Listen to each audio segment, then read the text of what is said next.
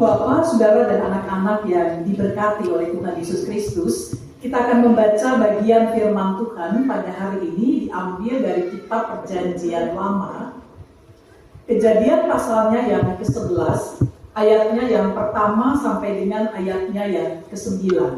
Kejadian pasal 11 ayatnya yang pertama sampai dengan ayatnya yang ke-9. Ibu Bapak dipersilakan untuk mempersiapkan teks Alkitab yang akan kita baca. Kejadian pasal 11 ayat pertama sampai 9, demikianlah firman Tuhan bagi kita. Adapun seluruh bumi pernah memiliki satu bahasa dan satu logat. Ketika orang-orang berangkat ke sebelah timur dan menemukan dataran di tanah Sinear, mereka pun menetap di sana. Mereka berkata seorang kepada yang lain, marilah kita membuat batu bata dan membakarnya baik-baik. Lalu bata itu mereka pakai sebagai batu dan ter sebagai bahan perekat. Mereka juga berkata, marilah kita dirikan bagi kita sebuah kota dengan sebuah menara yang puncaknya sampai ke langit. Marilah kita mencari nama supaya kita tidak terserak ke seluruh bumi. Lalu Tuhan turun untuk melihat kota dan menara yang didirikan oleh anak-anak manusia itu. Berfirmanlah Tuhan, mereka ini satu bangsa dengan satu bahasa untuk semuanya, dan ini baru permulaan usaha mereka. Mulai sekarang, apapun yang mereka rencanakan, tidak ada yang tidak mungkin bagi mereka. Sedemikian jauh firman Tuhan bagi kita. Terpujilah Tuhan Yesus Kristus. Ibu Bapak, saudara-saudara, dan anak-anakku yang diberkati oleh Tuhan Yesus Kristus, boleh next slide. Ya. Mungkin kita pernah menonton film Titanic. Ada yang pernah nonton film ini? Atau paling tidak tahu kisah tentang film Titanic. Ya. Ibu Bapak, saudara-saudara, tenggelamnya Titanic yang terjadi pada dini hari 15 April tahun 1912 di Samudra Atlantik Utara, sebuah peristiwa yang sangat mengenaskan. Mengapa, saudara-saudara? Karena ini kapal pesiar terbesar pada masa itu. Kapal pesiar yang baru saja dibangun, kapal pesiar yang dibangun dengan optimisme, harapan yang luas, harapan yang besar oleh yang mendesainnya.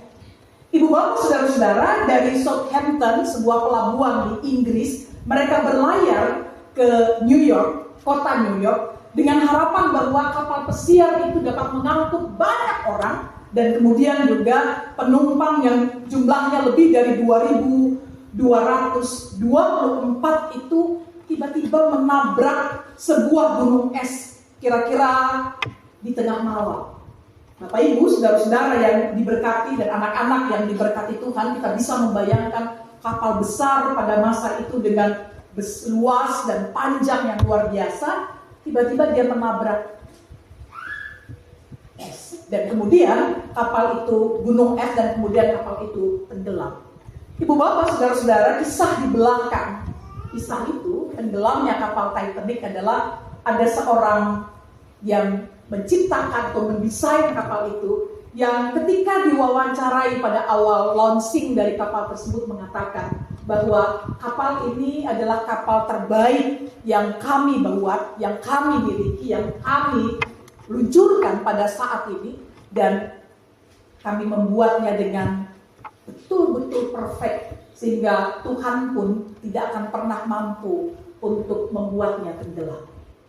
Ibu Bapak, saudara-saudara, dan anak-anak yang diberkati Kristus, apa yang mau dikatakan dari kisah Titanic ini? Bahwa kesombongan adalah awal dari sebuah kehancuran. Kesombongan adalah awal dari sebuah kegagalan, bahkan kehancuran yang luar biasa.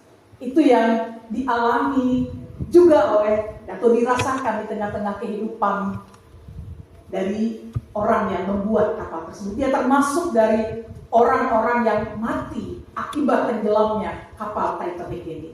Nah, Bapak Ibu Saudara-saudara, teks yang kita baca hari ini diberikan judul Menara Babel, atau tema yang diberikan Menara Keangkuhan Manusia. Jemaat Tuhan, next slide. Kitab Kejadian dalam bacaan teks kitab suci kita merupakan bagian dari kitab-kitab Pentateuk yang dituliskan oleh Musa, yaitu kitab Kejadian, Keluaran, Imamat, Bilangan, dan Ulangan. Dan kitab Kejadian ini terbagi paling tidak menjadi dua bagian besar, yaitu pasal 1 sampai dengan pasalnya yang ke-11 adalah pasal-pasal yang memberikan suatu pandangan yang luas mengenai permulaan manusia dari Adam hingga Abraham. Dan dia berpusat pada 5 kejadian yang sangat penting, yaitu penciptaan, kejatuhan, Kain dan Habel, air bah, dan menara Babel. Bagian kedua dari kitab Kejadian yang penting adalah pasal 12 sampai dengan pasalnya yang ke-50 yang mencatat permulaan umat manusia dan memusatkan perhatian pada kesinambungan tujuan penebusan Allah yang dilakukan melalui 4 bapa leluhur, yaitu bapa Abraham, Ishak, Yakub, dan Yusuf. Bapak Ibu Saudara-saudara dan anak-anak yang diberkati Kristus, kalau kita membaca teks ini, next slide, ya. Cerita seperti Menara Babel bukan cerita asing pada zamannya. Cerita seperti ini dapat dijumpai di beberapa daerah lain, termasuk di Mesopotamia, sebagai sebuah pengajaran tentang kecenderungan, keinginan manusia untuk mencapai langit. Kisah-kisah seperti Menara Babel ini sama seperti kisah rakyat yang banyak muncul di Mesopotamia pada zamannya. Kisah-kisah yang mau menggambarkan betapa keangkuhan, keinginan manusia untuk mencapai langit di atas itu sangat kuat pada masa itu. Ibu, bapak, saudara-saudara, dan anak-anakku yang diberkati Kristus, karena itu salah satu bagian dari teks ini mau menggambarkan itu. Ayat 1 sampai 4, next slide kalau kita baca, ada keinginan untuk membangun menara Babel pasca air bah. Kita lihat ya, ketika mereka baru saja keluar dari peristiwa yang menyekap mereka di dalam sebuah kapal besar ketika air bah melanda mereka, maka yang mereka lakukan adalah adanya antusiasme untuk kemudian mereka membangun sebuah menara. Dan ini sebenarnya mau menunjukkan peran utama manusia. Yang pertama, peran utama manusia untuk apa? Upaya menunjukkan usaha mereka mencapai langit. Dalam bahasa Ibrani dipakai kata hasyamayim. Mereka ingin mencapai hasyamayim. Ibu bapak yang diberkati Kristus, yang kedua, ada upaya manusia bukan hanya untuk mencapai hasyamayim, tapi untuk mencari nama. Saudara-saudara, share. Mereka ingin cari nama dengan ketika mereka bisa mencapai langit. Mereka berharap bahwa itu akan membuat nama mereka besar. Membuat nama mereka dikenal, mencari nama, agar mereka sama dengan Tuhan yang ada di hasyamayim, agar mereka menjadi sama dengan Tuhan yang bertahta di langit itu. Yang ketiga, ibu bapak, saudara-saudara, dari ayat 1 sampai 4 ini ada keinginan untuk menjadi satu. Satu yang dimaksud di sini bukanlah kesatuan yang konstruktif, tapi kesatuan yang destruktif. Kesatuan yang memberontak terhadap Allah. Kesatuan yang biasanya kita selalu berpikir bahwa kesatuan itu positif, ya pada satu sisi. Tapi ketika kesatuan itu adalah kesatuan yang destruktif, yang dipakai untuk justru memberontak terhadap Allah, itu yang mau dikatakan dalam teks ini. Ayatnya yang pertama sampai dengan ayatnya yang keempat. Saudara-saudara, ayat 5 sampai ayat 9 dari teks kita. Ada sikap Allah atas perilaku manusia saat itu. Apa sikap Allah? Teks kita mengatakan ia turun, dipakai kata yarat, untuk melihat lebih jelas, memastikan lebih jelas apa yang dibuat manusia yang ingin terus naik, ingin terus mencapai hasyamayim itu. Dan kemudian Allah yang justru ada di langit itu, dia turun. Ini sesuatu yang justru sebuah proses yang nampaknya berbeda, sebuah proses yang kontradiktif dari sikap dan sifat manusia yang ingin selalu mencapai langit, dengan Allah yang justru turun untuk mengetahui dan melihat lebih jelas apa yang manusia terus inginkan untuk naik mencapai langit. Allah yang berkuasa itu kemudian memutuskan komunikasi manusia dengan mengacaukan bahasa mereka sehingga satu dengan yang lain tidak dapat berkomunikasi dengan sesamanya, sehingga menyebabkan terhentinya kerja besar membangun menara Babel tersebut. Dan hal ini sekali lagi kalau di atas ayat 1-9 bicara tentang peran manusia, ayatnya yang kelima sampai dengan ke-9 menggambarkan peran Allah yang menaklukkan peran manusia, keinginan manusia yang destruktif itu. Nah, Bapak Ibu saudara-saudara yang diberkati Kristus, anak-anak yang disayang Tuhan, pertanyaan reflektif yang selalu harus saya dan Ibu Bapak saudara-saudara jawab adalah, apa makna kisah yang gak pernah kita lupakan? Kisah Menara Babel dari seorang sekolah minggu yang sudah pernah kita dengar. Kisah Menara Babel bukan kisah baru, betul? Ada yang baru pertama kali baca kisah Menara Babel di sini? Halo? Ada? Nggak ada ya? Ada yang sudah berkali-kali membaca kisah ini? Iya dong ya, kita semua sudah berkali-kali membaca kisah ini. Tapi sekali lagi pertanyaan reflektif bagi saya dan saudara-saudara adalah, apa maknanya? Next slide. Dalam perjalanan hidup kita, kisah ini. Yang pertama, jemaat Tuhan, peristiwa air bah sejatinya menuntun orang untuk belajar memahami tindakan Allah. Pengalaman berat, pengalaman sulit, tapi juga pengalaman menggembirakan yang kita alami dalam berbagai dinamika hidup kita. Sejatinya mendatangkan sikap yang lebih terbuka, sekaligus rendah hati, karena kesadaran akan kemahakuasaan Allah dalam hidup kita. Amin. Pengalaman apapun, susah, senang, suka, duka, harusnya membuat kita makin rendah hati untuk melihat kedahsyatan, kemahakuasaan, kebesaran Tuhan dalam hidup kita yang kadang-kadang tidak kita selami dengan logika berpikir kita manusia. Kalau kita lihat lagi ke belakang, kisah membangun Menara Babel ini tadi saya katakan, itu pasca peristiwa air bah. Pasca mereka dibebaskan, pasca mereka mengalami sebuah perayaan, euforia, kegembiraan melewati itu. Sejatinya pengalaman yang menggembirakan, tapi juga pengalaman yang sulit dan berat, membuat kita semakin sadar tentang kebesaran Tuhan dalam hidup kita, dan bukan makin eksklusif, makin sombong, makin tinggi hati dalam hidup kita. Kita belajar dari pengalaman membangun Menara Babel yang dilakukan dalam konteks kita kejadian. Pengalaman tidak menjadi guru yang baik dalam kehidupan umat Tuhan pada masa ini. Sejatinya pengalaman hidup sesederhana apapun, seberat apapun, tapi juga segembira apapun, membuat kita makin rendah hati untuk melihat betapa Tuhan dalam hidup ini selalu ada, mendampingi kita, dan membuat kita tidak semakin eksklusif, semakin membuat kita kemudian hanya mau membangun dan memikirkan diri sendiri, memikirkan kelompok sendiri. Ibu bapak saudara-saudara yang dikasihi Kristus, kita baru saja di persekutuan gereja-gereja di Indonesia masih dalam proses untuk membahas dokumen-dokumen keesaan gereja. Ada paling tidak 5 krisis dan 1 tantangan yang sangat serius yang sedang dihadapi di konteks Indonesia, yaitu krisis keesaan, krisis kebangsaan, krisis pendidikan, krisis keluarga, krisis ekologi, dan juga tantangan dunia digital. Ini konteks real Indonesia yang sedang kita hadapi.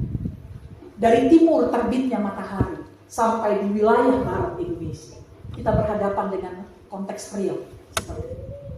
Ada banyak gereja, baik di bawah persekutuan gereja-gereja Indonesia maupun di tengah-tengah denominasi atau orang menyebut ars yang lain. Tapi kadang-kadang kita terkungkung dengan kehidupan gereja kita sendiri. Kita sibuk untuk membangun besarnya gereja. Kalau kita punya uang, kita sibuk untuk membangun menara-menara Babel baru dalam hidup gereja. Kita lupa bahwa ada banyak persoalan teologis, misiologis, bahkan eklesiologis yang tidak kita selesaikan. Ada banyak persoalan bagaimana model kekristenan kekristenan Indonesia harusnya kita tawarkan di tengah-tengah kehadiran kita, di tengah-tengah konteks di mana kita ada. Tadi saya diskusi dengan Pak Daniel, ternyata Kibait ini bukan baru 80-an tahun sudah ada.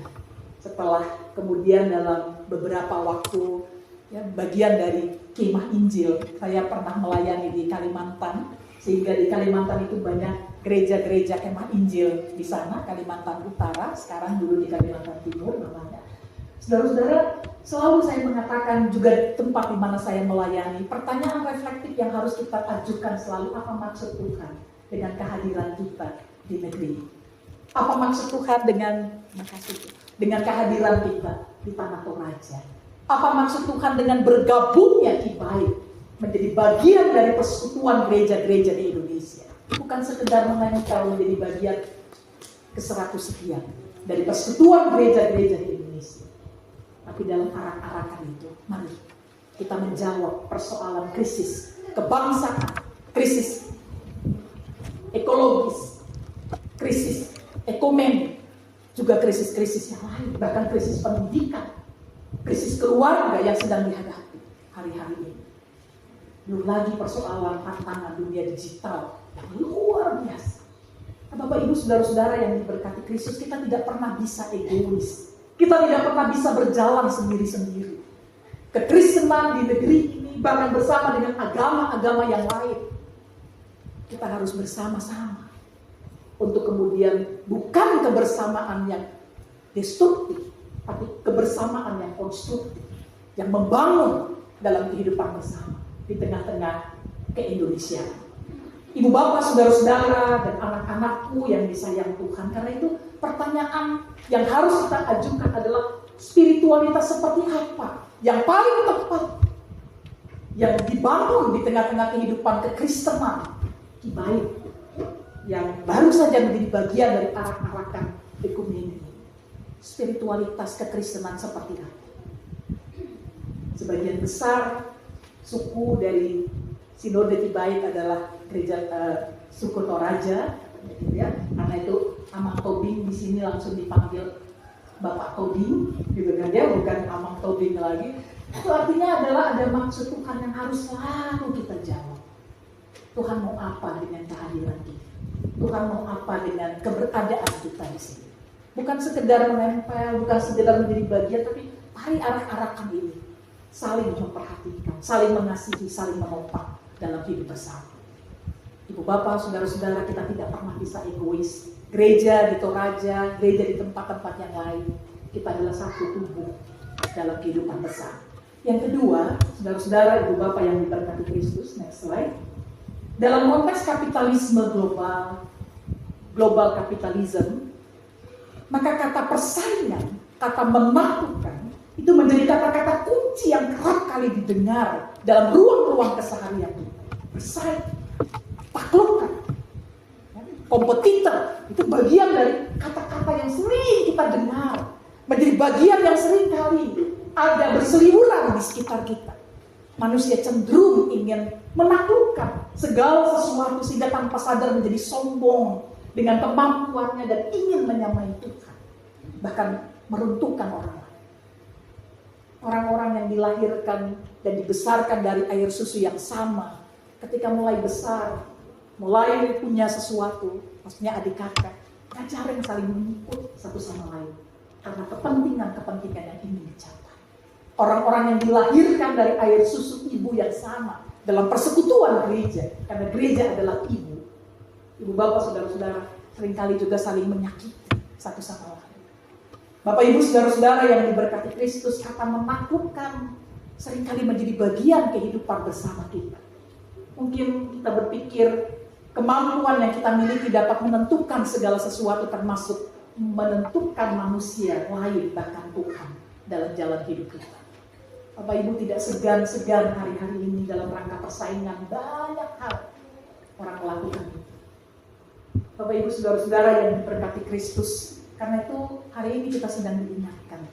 Mari kita memikirkan ulang dengan 5 krisis dan 1 tantangan Indonesia yang hari ini sedang kita hadapi. Apa yang mau kita kerjakan? Program-program real gereja seperti apa? Program kebersamaan. Mitra-mitra dari dalam dan luar negeri datang ke Toraja. Bukan tanpa maksud, pasti ada maksud Tuhan.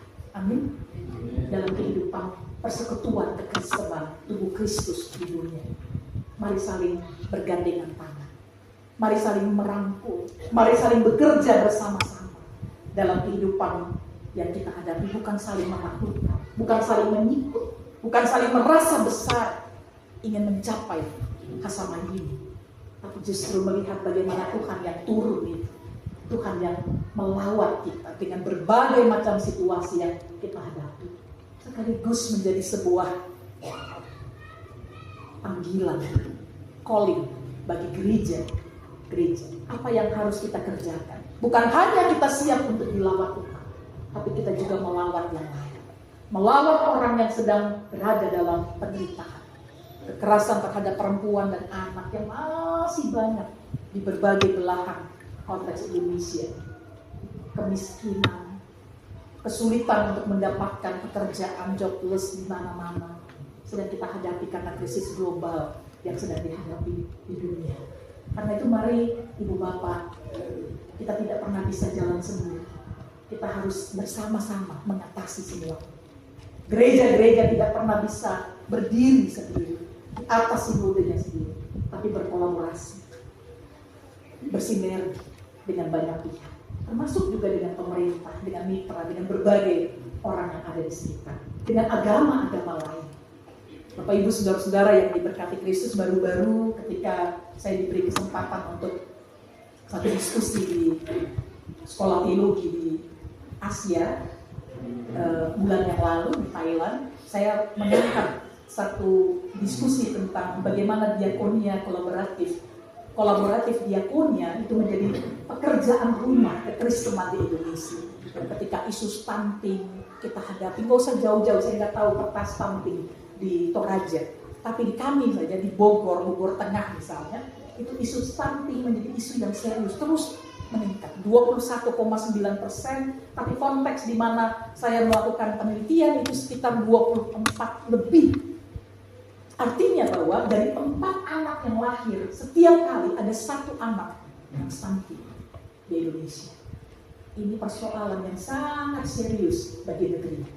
Bukan hanya bagi Indonesia secara umum, tapi juga bagi kekristenan di Indonesia. Kita bisa bayangkan, dari 4 anak yang lahir dipastikan 1 anak itu stunting. Karena itu program kami di jemaat misalnya, di gereja tempat saya melayani, kemudian kami meminta Komisi Bidang Gereja dan Masyarakat mendata semua ibu yang hamil dan memastikan asupan makanan bagi ibu-ibu yang hamil itu dipastikan memiliki gizi yang baik, dideteksi dengan baik. Kita harus menghadapi ini, bukan menunggu apa yang dilakukan oleh pemerintah di luar sana. Kita tidak bisa menunggu ini sebagai sebuah pekerjaan orang lain, tapi ini pekerjaan bersama dari gereja-gereja kita, memastikan berapa banyak ibu yang hamil ada, tapi juga anak-anak yang mulai bertumbuh. Bapak Ibu saudara-saudara dan anak-anakku yang dikasihi Tuhan, mari kita melakukan ini bukan karena kita mampu, tapi karena kita harus melakukannya sebagai bagian dari model gereja yang baru. Sebuah model gereja yang bukan hanya sibuk dengan urusan-urusan ritual agamis kita, tapi juga model gereja yang kemudian hidup di tengah-tengah masyarakat dan menjawab konteks sosial masyarakat yang ada.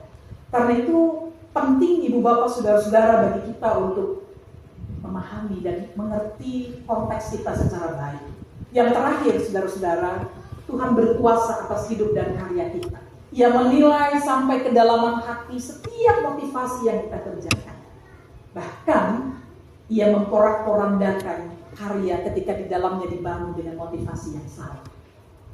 Please pastikan motivasi yang mau kita kerjakan ketika kita membangun pekerjaan-pekerjaan Tuhan. Penting untuk menguji motivasi yang kita lakukan. Di setiap karya hidup kita, apakah motivasi kita murni memuliakan Tuhan? Dan yang memuliakan Tuhan itu adalah ketika orang lain di sekitar kita juga tersenyum. dengan apa yang kita buat dalam hidup, dan bukan sedih karena kehadiran kekristenan yang tidak berdampak dalam lingkungan di mana kita sedang ditempatkan oleh Tuhan. Selamat merayakan anak-anakan gerakan ekumenis. Selamat merayakan Tuhan.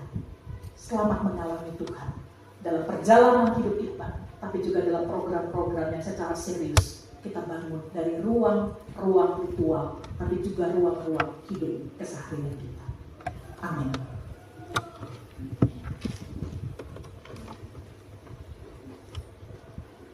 Kita berdoa. Terima kasih Tuhan, kami boleh baca firman, kami boleh mendengarkan suara Tuhan. Beri kami hikmat supaya kami tidak hanya bisa membaca, mendengar, menyampaikan, tapi kami semua menjadi pelaku firman yang setia. Beri kami hikmat supaya teologi, misiologi, dan eklesiologi kami hidupi dalam ruang-ruang keseharian kami, supaya dimanapun kami hadir, kami memancarkan wajah Kristus yang penuh kasih dan menjadi alat berkat dari Kristus bagi semua. Amin.